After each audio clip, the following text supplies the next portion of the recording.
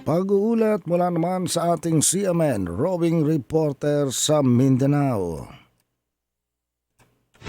CNN Live Nationwide. Willie Boy Ramos, magandang araw sa iyo. Balikan natin ang pag-uulat. Willie Boy Ramos, magandang araw sa iyo. Magandang araw din Ariel, magandang araw Pilipinas, mayong adlaw mga taga Mindanao. Natupok ng apoy ang 11 kabahayan sa Purok 1, Barangay San Juan, Hingoog City. Nagsimula ang apoy alas 2:56 ng madaling araw, Abril at 30. Dumating ang mga firefighters alas 3 ng madaling araw. Napula ang apoy bandang alas 4 Gs na ng umaga. Umabot sa mahigit 3 milyong piso ang tinatayang damyos sa 11 mga kabahayan, sabi ng fire investigators. Sinusuri pa habang sa sinusulat ang balitang ito kung ano ang pinagmulan ng naturang sunog.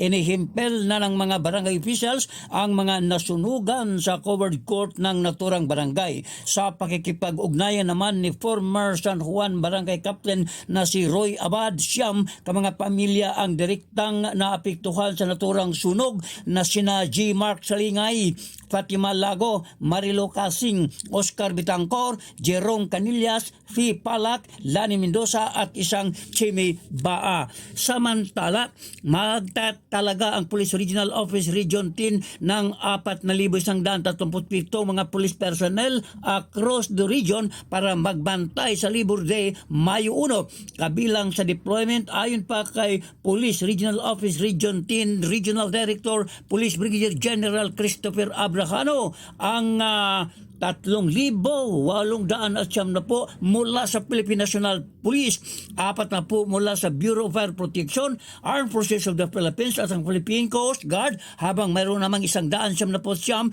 na mga force multipliers. While Ramos, CMN Roaming Reporter ng Mindanao, Radyo Kalikasan ng Og City Base, ng gulat ng live para sa CMN Pilipinas.